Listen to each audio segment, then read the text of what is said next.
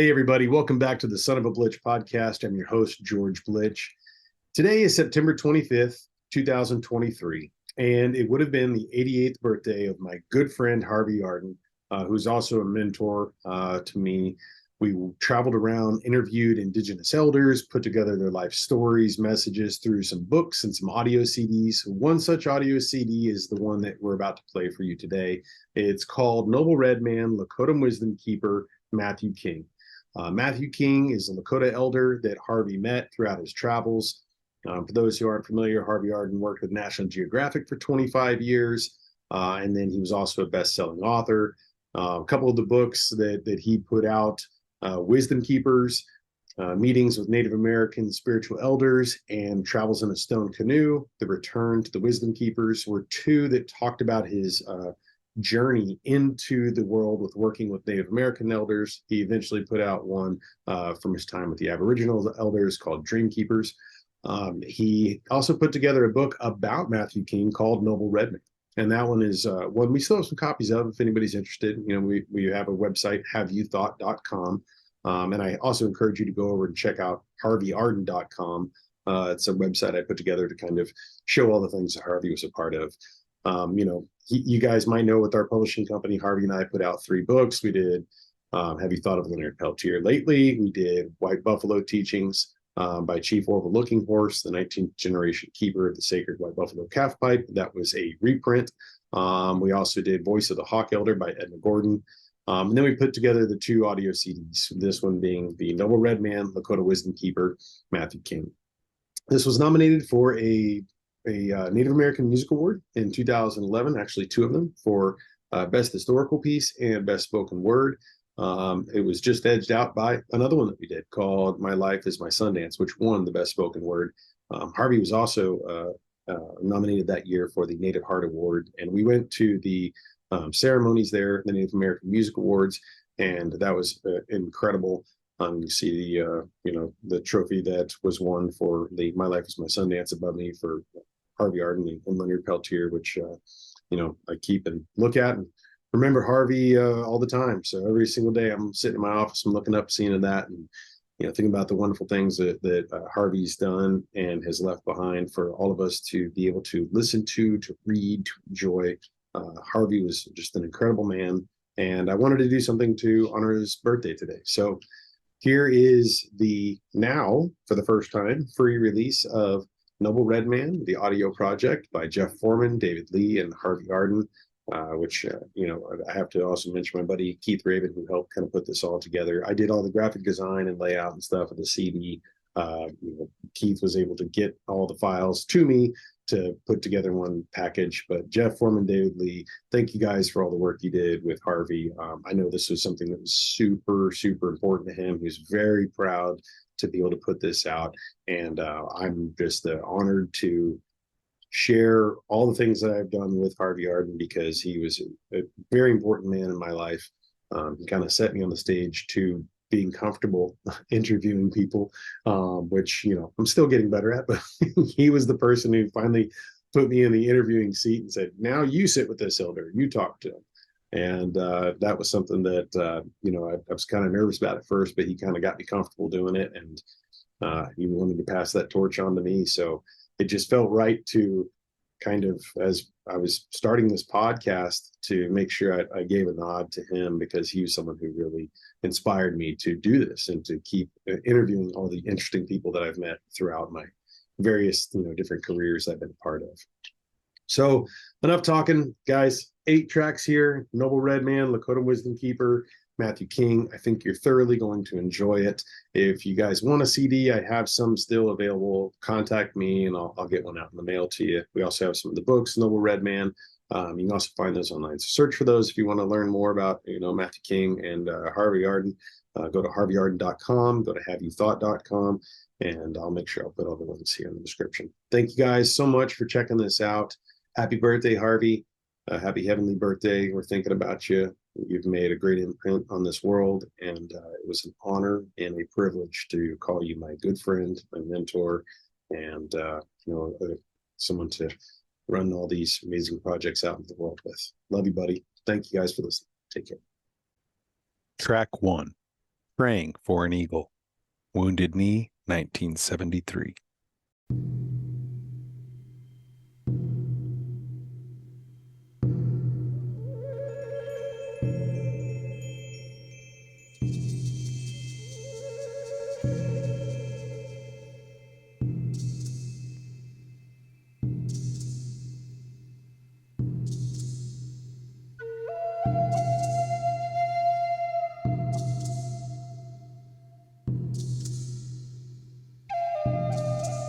Incident at Wounded Knee. It's February 27th, 1983, and we're among several hundred celebrants attending the 10th anniversary of the occupation, the 1973 takeover of tribal council buildings at the little reservation community of Wounded Knee by traditional activists of the American Indian movement. The ensuing 73-day siege by U.S. Marshals and the FBI left 2 Indians dead and a federal marshal gravely wounded. That the 1973 incident took place at Wounded Knee, where U.S. troops used rapid-fire Hotchkiss cannons to massacre some 250 Lakota men, women, and children in 1890, has made this site doubly tragic and doubly holy. And now, 10 years after the siege, the celebrants have marched here from the 4 directions, converging at this forlorn cemetery at the hill's crest, gathering shoulder to shoulder in a memorial service for those killed in 1890 and in 1873.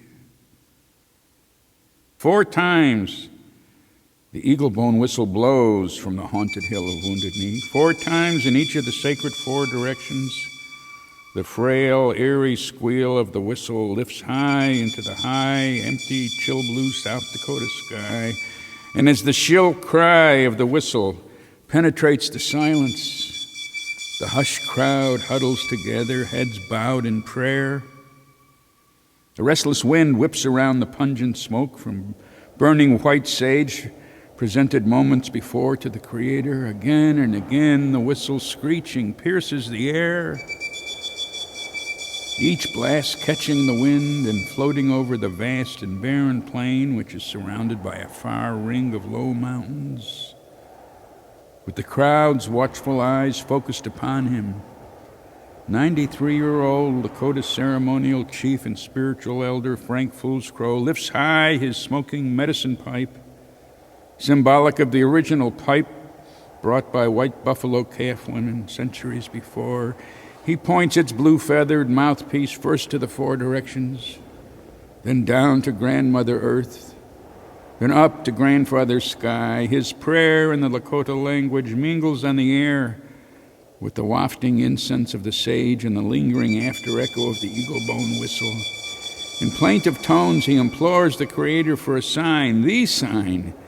He says that he, the Creator, still hears them, that he still remembers and loves his Indian children.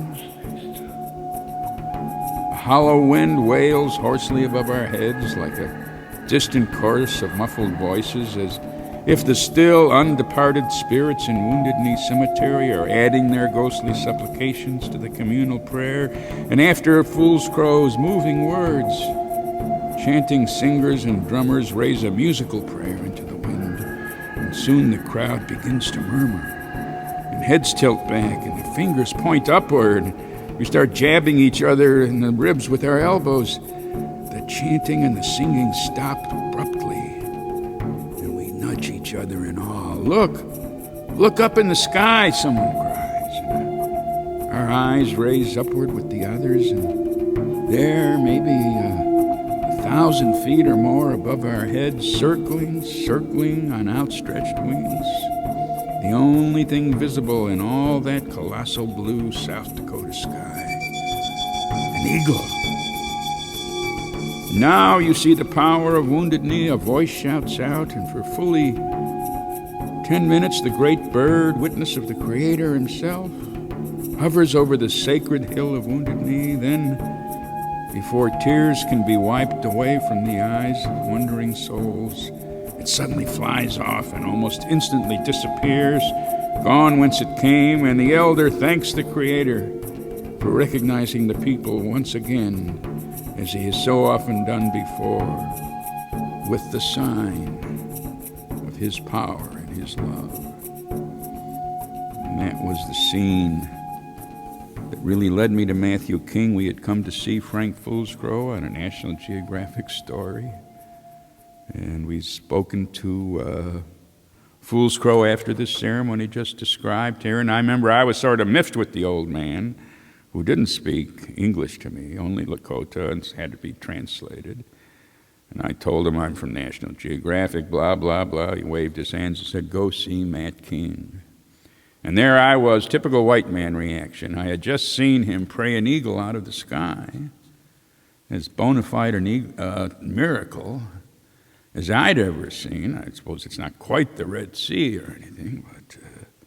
and now he was pointing me the way to go meet the most important human being I'd probably ever meet in my life. And I was peeved with the old guy. Typical white man.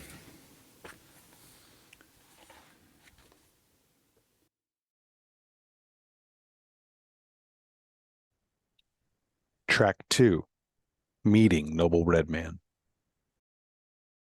So it was the next day, the 28th of February, 1983, that I turned up in the little Sioux community, Lakota community of Kyle on the Pine Ridge Reservation, and went up to the house that I'd been told Matt lived in, number 33, I believe it was, a little tiny house. Right there, just a few feet off the main road. And like with a lot of Indian houses, I went around to the side door. I've learned that the front door is rarely used. They use the kitchen door. And I came to, there was a kitchen door, and the door was open. This was a screen door on it, and I looked inside and gave it a little knock, and I heard a shuffle inside. And this elderly man with very close-cropped white hair peered at the door, peered out at me, and I sort of fell into my National Geographic spiel. "Hi, I'm Harvey Arden, National Geographic." He waved his arms in the air, and he said, "You don't have to tell me who you are. I know why you're here." He says, "White man lost his instructions. That's why you're here, right? You come to steal ours?" And I said, "Oh boy, here is yesterday Foolscrow won't talk to us, and now this guy is obviously a nasty guy. I'm not going to talk to a man like this." And then he gave the biggest toothless smile you ever saw. I used to say it could light up a room, his smile, Matthews. And he says, "You guys better come into the house." I was there with Steve Wall, my colleague, photographer. He says, "Because I got a few things to tell you, and you got a lot to learn." And so we went into the house, this little house, in a little tiny living room, maybe 9 or 10 feet by 12 or something. And I took out my little notebook, put on my little tape recorder, and I said, "Oh, could you tell me your title?" He says, "You want me to tell you my title?" I says, "Yeah. How will I refer to you?" I had presumed I was going to write maybe a couple of pages on this guy and his story for National Geographic. And he says, "You want my title?" And he thought. He says, "I'll tell you my title." He said, "I'm an Indian. That's my title." He said, "I'm one of God's children. That's my title. It's time Indians tell the world what we know about nature, about God, so I'm going to tell you what I know and who I am, and you better listen, because you got a lot to learn. I'm a full-blood Indian from the Pine Ridge Reservation in South Dakota. My Indian name in English is Noble Red Man. That was my grandfather's name, white man. When he was handing out white names, he mistranslated the name as King. told him, noble red man, kings. He says, we'll call you King. So they call me Mathew King, but my real name, my Lakota name in English, is Noble Red Man. I speak for the Lakota people. You call us Sioux, but that's white man's name for us. Our real name is Lakota. That means people together are allies, and that's what we call ourselves. And that is what God calls us. You can call me a chief of the Lakota. I'm a speaker for the chiefs. I say what I have to say. That's my duty. So if I don't say it, who's going to say it for me? I consider myself a prophet, yes, a prophet of the Indian people. I can see what's coming. I prophesy what's going to happen. I walk with the Great Spirit, with Wakantanka, with God. Wakantanka, that's what we call him in Lakota. I talk to him. The Great Spirit, he guides me in my life. Sometimes he comes to me and he tells me what to say. And other times, I just speak for myself, for Mathew King.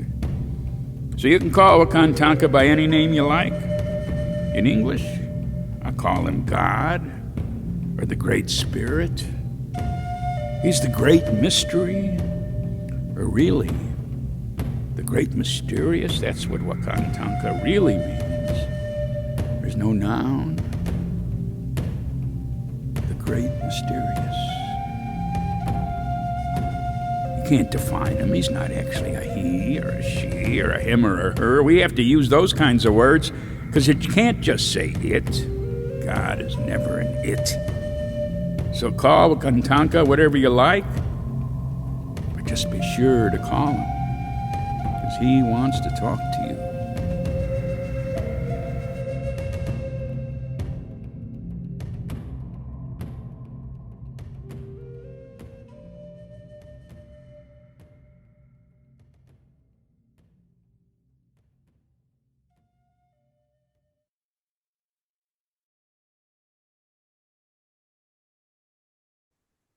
Track 3. Could you share some wisdom? Matthew asked me, he looked up, he says, so what do you want to talk about, Mr. National Geographic? What do you want to talk about? I paused and thought, what do I want to talk about? I just want to hear this guy talk. I says, wisdom? Could you share some wisdom with us? Sounded a little bit corny, but it's really what I was there for. He sort of stroked his chin, thought for a second. He said, well, when we want wisdom, we go up on the hill and we talk to God. 4 days, 4 nights, no food, no water. Yes, you can. You can talk to God up on a hill all by yourself. You can say anything you want. Nobody's there to listen to you. That's between you and God and nobody else. And he smiled with that wonderful toothless smile. He says, it's a great feeling. It's a great feeling to be talking to God. I know. I did it way up on the mountain. The wind, it was blowing. It was dark. It was cold. And I stood there and I talked to God. And I thought to myself, I remember him speaking those words, and we have them right there on the tape. Wow, this guy is saying some pretty heavy stuff and beautiful words. There's much more here in the book, but these are those sections I'll usually read to people, particularly like this one. We live by visions. We live by dreams. We live by miracles. Miracles that come to us in our everyday lives, in our ceremonies, in our prayers every day is a miracle to us. And many times I've seen the eagle come out of the empty sky and circle over our heads when we blow the eagle bone whistle. The eagle, he's the witness of the Great Spirit. He's the eyes of God, of Wakantanka. Once I had an eagle dream. I left my bed and I flew with the eagle out below the sun and above the clouds. And After we circled around up there 10 times, I flew back down to my bed, and the eagle, he came back down with me. And he flew around my head 4 times. Then he flew away.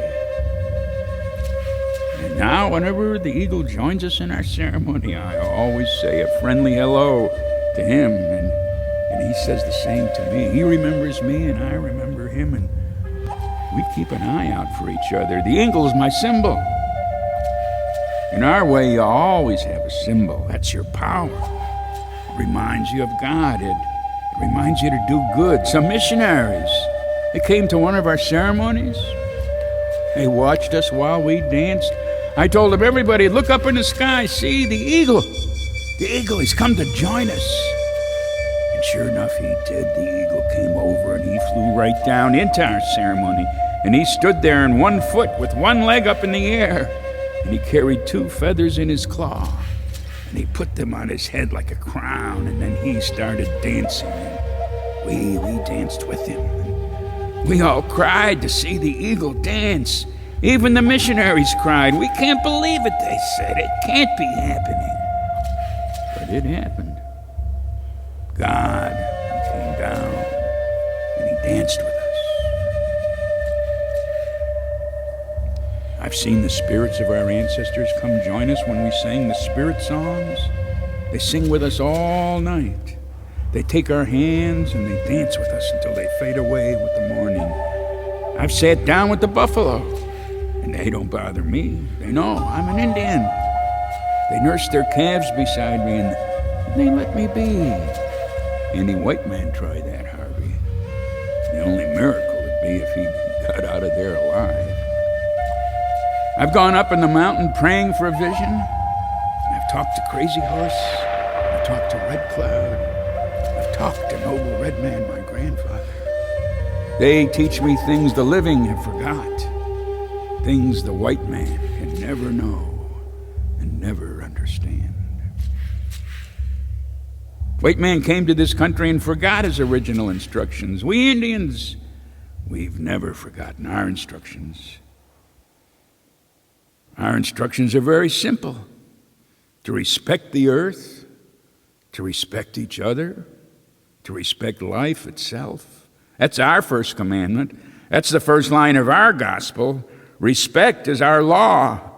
Respect for God's creation, for all the living beings of this earth, for our mother, the earth herself. We can't harm the earth or the water because we respect their place in the world. We could never kill all the buffalo the way you did, because it shows no respect for why the buffalo are here. You need to respect even the animal you kill. It's following God's instructions. You must respect other people's dreams. Respect their dreams, and they'll respect your dreams. You need to have respect even for those not yet born, for the generations still to come. They too have their rights, and we have to respect them. That's our religion. That's our law. That's our way. Those are our instructions. We Indians have never forgotten them, and we never will.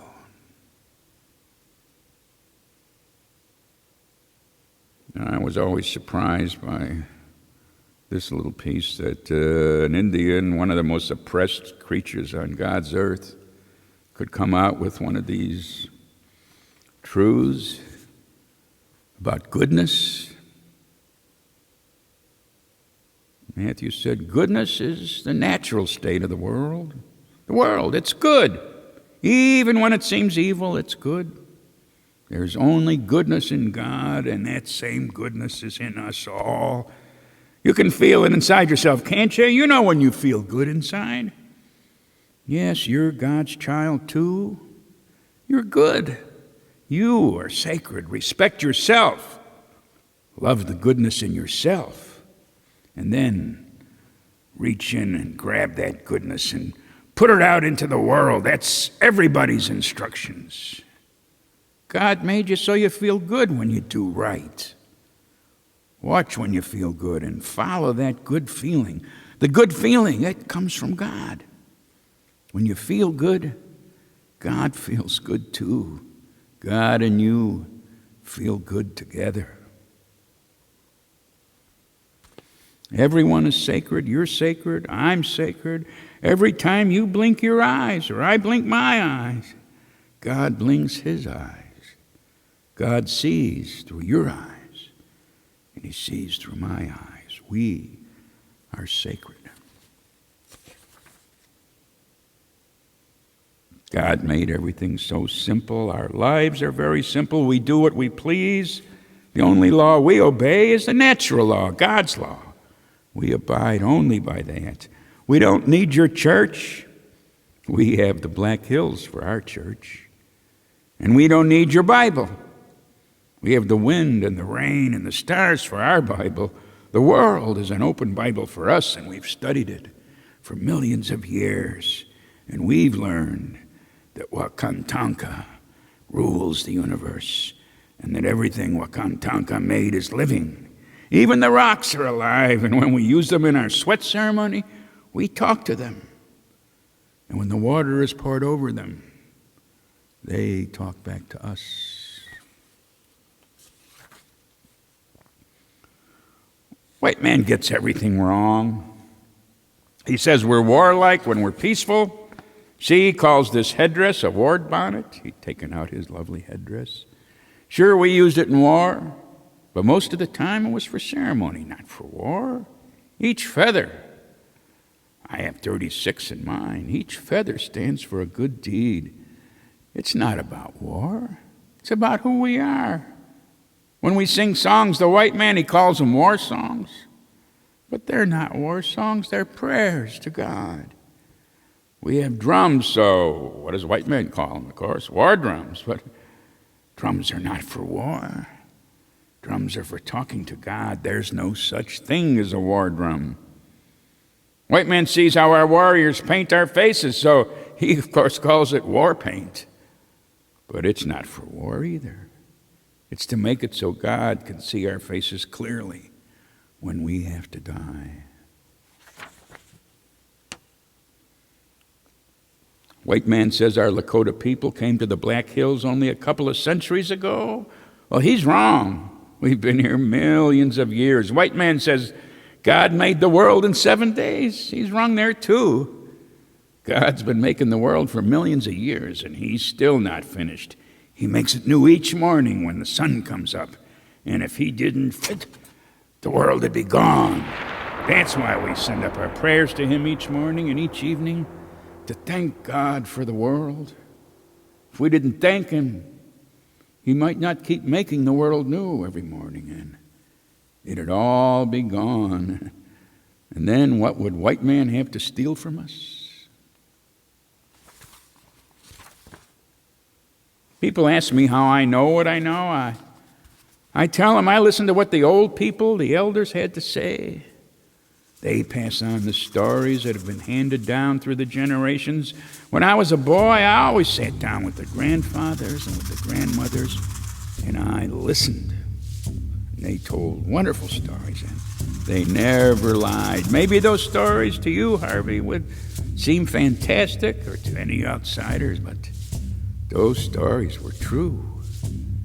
From the elders, I learned about the spirit warriors who control the air in the universe. They gave me the names for all the stars, the morning star, the evening star, the Big Dipper, and all that. They brought the stars to life. Is there any power greater than that? We follow the teachings of the elders and of our ancestors. In our way, the elders give spiritual direction to the people.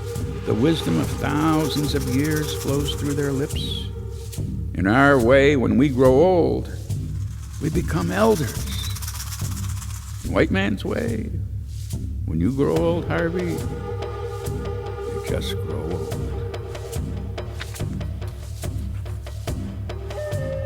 I feel sorry for the white man. He's got no death song. He's got to die in silence or die screaming, but he's got no song to sing. I have my song. It was my grandfather's song, and it was his grandfather's before him. It's 1,000,000 years old, that song, And we died to that song before the white man ever came here. Today, lots of our people, they don't have a song anymore. They lost their song, or they forgot him. They don't know how to die. Many times I've taught my songs to chiefs who didn't know theirs. A man needs a song, or he dies like a dog. I know how to die.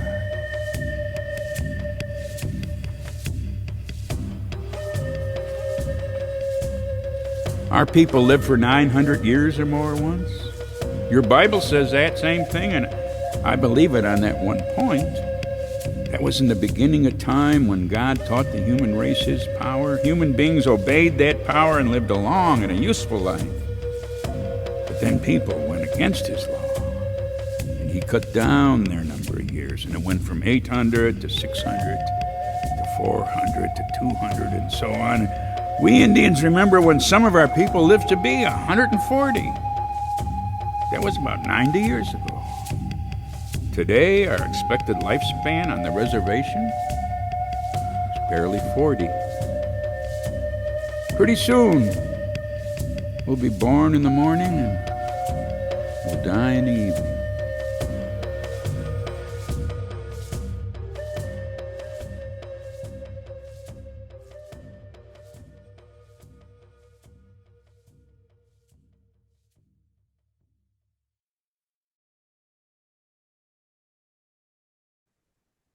Track 4, The Three Powers. Mathew often talked about what he called the three powers of the world, and nowhere did he ever really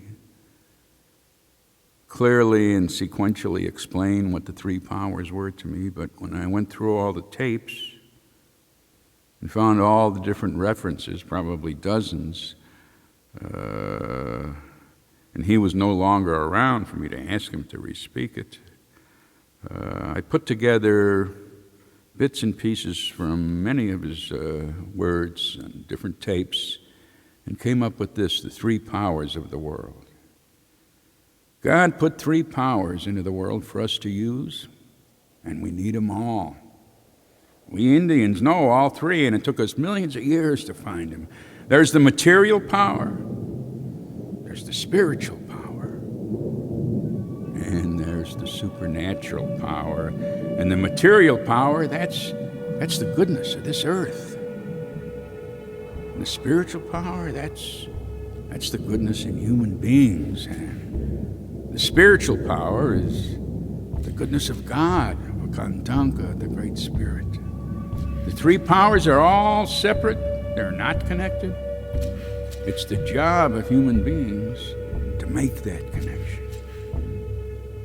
We connect the three powers with our prayers, with our ceremony, and with our deeds. And every good deed is a pillar of the whole creation. Every prayer holds up the world. Our ceremony, our Sundance, that keeps the universe in harmony by connecting the three powers. Material power has the strongest hold on people. It's the power God gave us to use and enjoy the things of this earth. But some people think it's the only power, and they're like the ones who take the uranium out of the ground where God put it and build atom bombs to kill human beings. Then they go to their church and call out, "God bless us, help us rule your world." Impossible. God's not helping them. They can't rule this world. This world is God's. And only God rules this world. Second power, spiritual power. Without the spiritual power, the material power will destroy all life. Materialism without spirituality is the curse of this world. Spiritual power is the power to do good. It's the power to pray. It's the power to talk to God, to listen to Him, to follow His instructions. We don't have to do it. It's up to us. That's the spiritual power, the second power God gave us, and it's what makes us human. Now, the third power, that's That's the supernatural power. That's the direct power of God entering into the world he made, and it refers to God himself, the great, mysterious. And you can't use it for yourself. That's sorcery. It's supposed to use you. Now, sometimes the supernatural power comes to help us. We can't control that power, but still it comes to help us when we need it. If you're open to God, if you're using your spiritual power, then God will use his supernatural power to help you. It's the power that gives us eternal life. It's the power that answers our prayers. It's what I call the great reality. Sometimes I see beyond this world. I see a great reality. It's the great reality of God. You can't really describe it. There's no evil there. It's all good. There's no evil in God. In the world we live in, it comes out of that world like a drop of dew comes out of the morning sky. And we human beings come from that world and go back to it just like a dewdrop. It's where our prayers go. There's buffalo there and spirit warriors on their horses, and there's no suffering there. Yeah, it's the great reality. That's what I call it. Track 5. The Black Hills are not for sale. The Black Hills, holy words. Black Hills are where we came out of the earth, where our ancestors are buried, where we go for sacred ceremony. They're the birthplace of the Lakota people. Now, the white man, he wants us to take $100 million for our Black Hills. But $100 billion wouldn't be enough. Not even $400 billion. That wouldn't even pay for the damages you've done. And you can never pay us for what you've stolen, for what you've destroyed. You can never pay us for all the eagles you've killed, for all the buffalo, all the wild game. No. And you could never pay us for all the Indians you killed. Well, let me tell you something. Black Hills are not for sale. What if we offered you $100 million for the Vatican or for Jerusalem? White man thinks he can buy everything. He thinks money can buy our Black Hills. Well, he's wrong again, because God gave us those hills, and they're holy, and he can't have them. You think it's an accident that the white man drove us back into these hills and badlands, only to find that this land was rich with gold and copper and coal and uranium? Now you want the uranium, but you can't have it. We are the guardians of the uranium of Grandmother Earth. You can't have it. You'll only use it to destroy God's world. I asked one of your congressmen where the United States was to get all the money that your own Supreme Court says you owe us for stealing the Black Hills. He said, why, we'll get it from the U.S. Treasury. And I had a laugh. I told him, and where did your Treasury get that money? I'll tell you where they got it.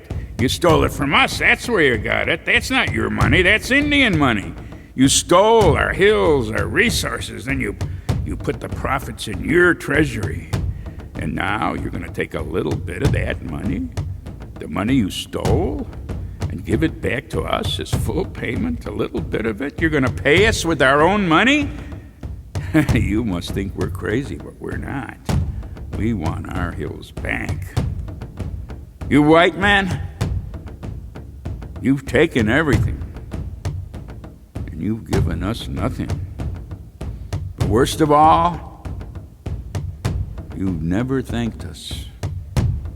Well, you've got to change your ways. I don't have to change my ways. You're the ones I have to change. I live by God's power, and I do what He wants me to do. We Indians, we lived a good life, a happy life, until you came here and made it miserable. Who gave you the right to do that? You killed our people. You stole our land. But God gave us this land. You can't take it away. Well, let me tell you something. I prophesy many things that come to pass. God is going to put a judgment on the world. He's mad. I'm sorry it's going to happen. He's not going to destroy the whole world. But every living thing will perish. And it'll be maybe another 1,000,000 years before a new life begins again, all because of white man's wickedness. Grandmother Earth, she'll be alone. She's going to rest a while. And you're going to fall. And you're going to fall hard. You're going to be crying and you're going to be wailing. You'll realize you can't get away with destroying God's world. Don't think you can get away with it. God's going to wipe the wickedness from the earth. You can see his signs. Out on the west coast, Mount St. Helens volcano, that's a sign. And there's going to be earthquakes. Maybe half of California and half of Washington and Oregon will go into the water, and the same thing in the east. And down in the south, you're going to have volcanoes and earthquakes and hurricanes. It's God giving signs to the white man, punishing him for not paying his debt to the Indian people, for destroying the land with his greed. And it will get worse and worse until you pay what you owe us, what you promised us, until you give us what is already ours. You white people, you're going to learn the most important lesson. You're going to learn that God is the most important thing there is. We Indians aren't afraid to die. We've got a place to go, a better place, so we don't care. We're ready. We just want you white people to know, maybe you can change. Maybe you can stop what's coming. There's not much time. It's gonna happen. Take it from me. Tell him, I, noble red man, said so.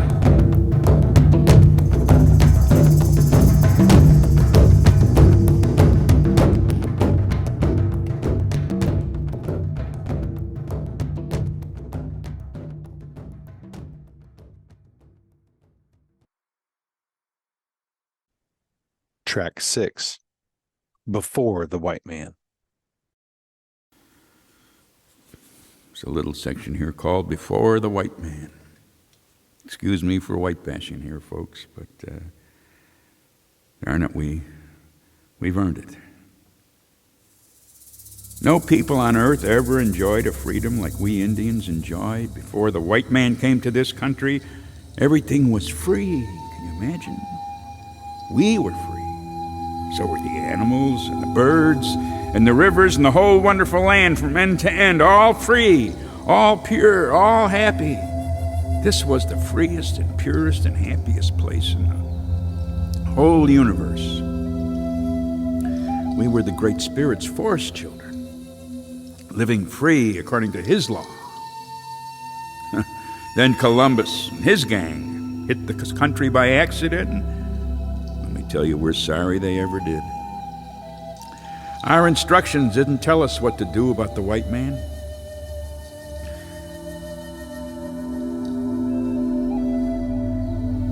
We welcomed him when he came here. We fed him. We took care of him. We believed God had sent him here to help us. God gave the white man powers we never saw before, material powers. He was supposed to share those powers to make life better for all of us. He was supposed to use the material power in the service of the spiritual power. And he was supposed to connect them. And he didn't.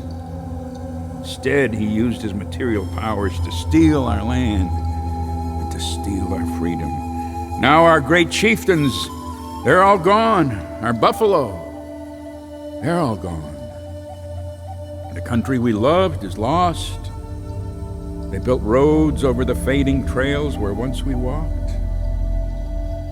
Our weapons, our bows and arrows, our tomahawks are in the museums. They sell our arrowheads and even our bones for souvenirs. Maybe if we didn't remember how it once was, it wouldn't be so bad for us. We could just become like everyone else. Only one thing's sadder than remembering you once were free, and that's forgetting that you once were free. That would be the saddest thing of all. That's one thing we Indians will never do. God put us both on this earth, the red man, the white man. I don't know why. There's a reason.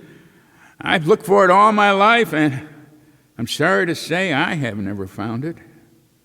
I can't understand why he, Wakantanka, sent you here to destroy his own creation. It's a mystery.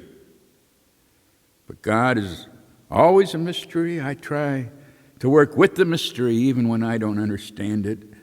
We're both God's children.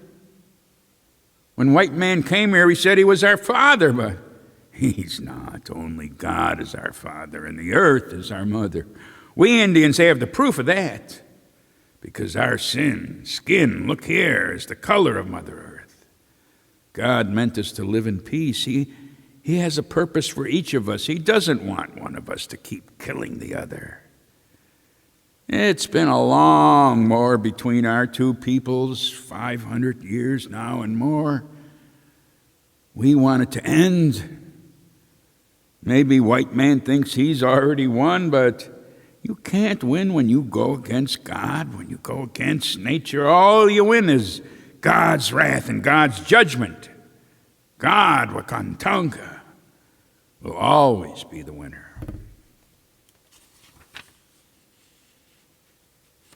White man has his own way. He brought that way here from across the ocean. He believes in it, though nothing good has come out of it that I can see. We don't believe in it. It's not our way. You've got your holy Bible, we got our sacred pipe. Maybe God wants there to be both a Bible and a pipe. We're not trying to convert you, and we don't want you to try to convert us. We only want our two peoples to live together in peace and mutual respect, each of us serving God in our own way. Isn't that acceptable to the white man? We don't condemn all white people. There are many good white people. They lead a good life. They don't do evil to others. They live with God. We don't hate anybody. Hating hurts the hater more than the ones who's hated. We've got no hate in our hearts. We hope there's none in yours. We open our hearts and our arms to you. But to tell you the truth, I don't know if we can ever really come together. But I'm a dreamer. I'll tell you my dream. Someday, red man, white man, will sit down with all the races of humankind, and we'll solve our problems together. We'll all follow God's law. We'll even pray together. You do it your way. We'll do it our way. But we'll do it together. Someday we'll have ceremonies together. And you'll see the eagle. The eagle, he'll come down and join us. He'll dance with us. You'll learn what it's like to dance with the eagle. It's true. We can all dance with the eagle. We can all fly with the eagle. God would like that, I know. That's coming close, I hope. I'll be gone soon, so I probably won't see it, but maybe my grandchildren will see it, or maybe their grandchildren, yes. Yes, it can happen. We'll all dance together with God.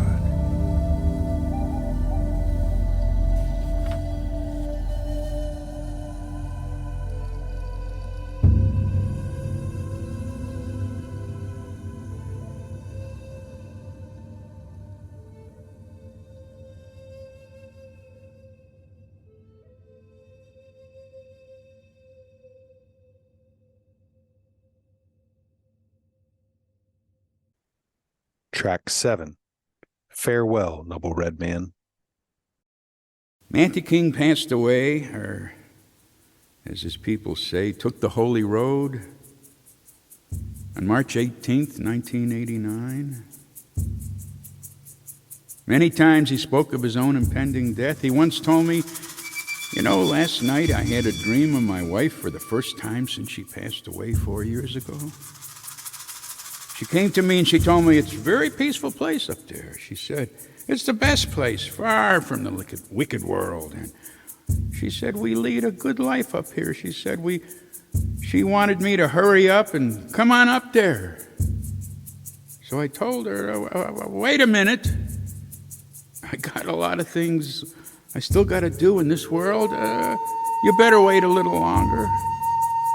Then I'll be there.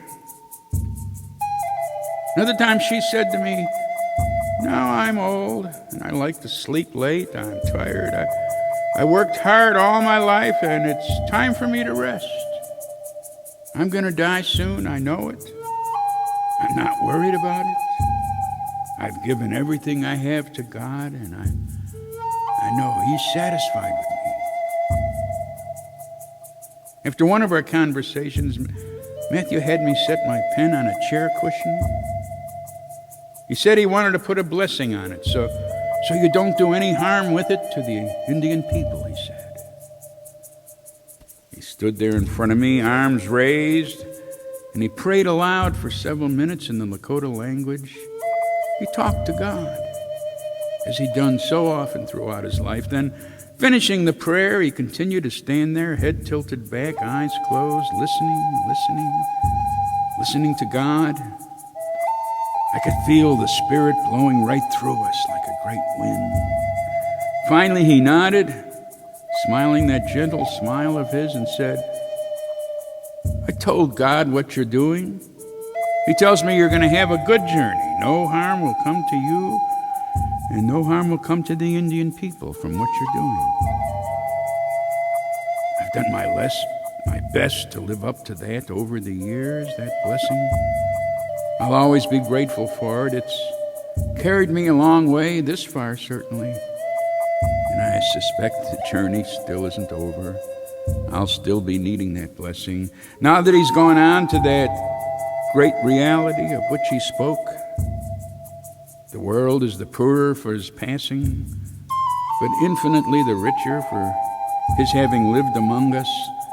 Mathew, thank you. If crazy horse is to come back as thunder and lightning like he told us, I like to think that Mathew King, Chief Noble Red Man, will come back too. Maybe he'll come as rain, a gentle rain, pure and cleansing, falling on a spring day upon his beloved Black Hills. I know he'd like that.